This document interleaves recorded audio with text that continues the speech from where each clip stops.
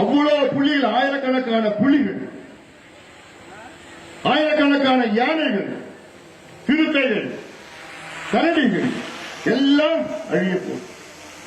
மரம் இருந்தாதான், காடு இருந்தாதான் நமக்கு மழை வரும். காற்றழிச்சு டேம் கட்டிட்டு அவ்வளவுதான், நமக்கு தண்ணியும் விட மாட்டோம், நமக்கு மழையும் வரப்போறது கிடையாது. ஆனா இன்னைக்கு என்ன சூழல், அரசியல் சூழல், மற்ற கட்சிகள் என்ன பண்ணிட்டு இருக்கிறாங்க? எம்எல்ஏ இங்க இருந்து அங்க போறாங்களா, ராஜினாமா பண்றாங்களா, எந்த கட்சிக்கு போறாங்க, எப்படி பேசுறாங்க, எங்க வர போறாங்க, இதுதான் பிரச்சனை, தமிழ்நாட்டு பிரச்சனை. கர்நாடகாவில் இன்னைக்கு என்ன பண்றாங்க? கர்நாடகா வனவிலங்கு வாரியம், கர்நாடகா வைல்ட் லைஃப் போர்டு இன்னைக்கு அந்த பகுதியில மேகதாது அணைக்கட்ட பகுதியில போய் ஆய்வு பண்ணிட்டு இருக்கிறான்.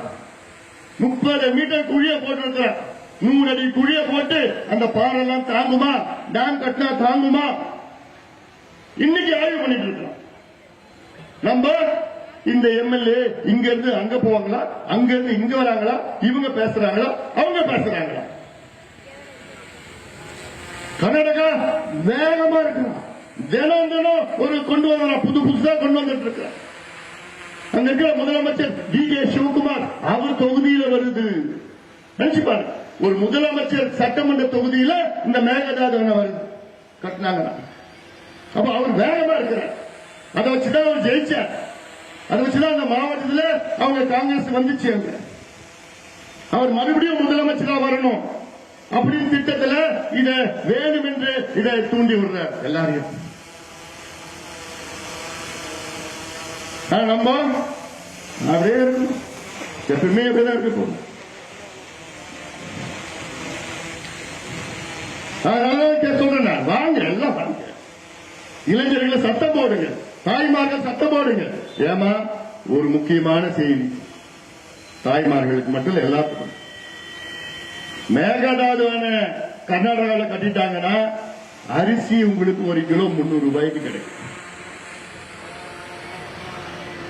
இன்னைக்கு 30 ரூபாய் 40 ரூபாய் கிடைக்கிற அரிசி 300 ரூபாய்க்கு விலை ஏற்றிடுவாங்க.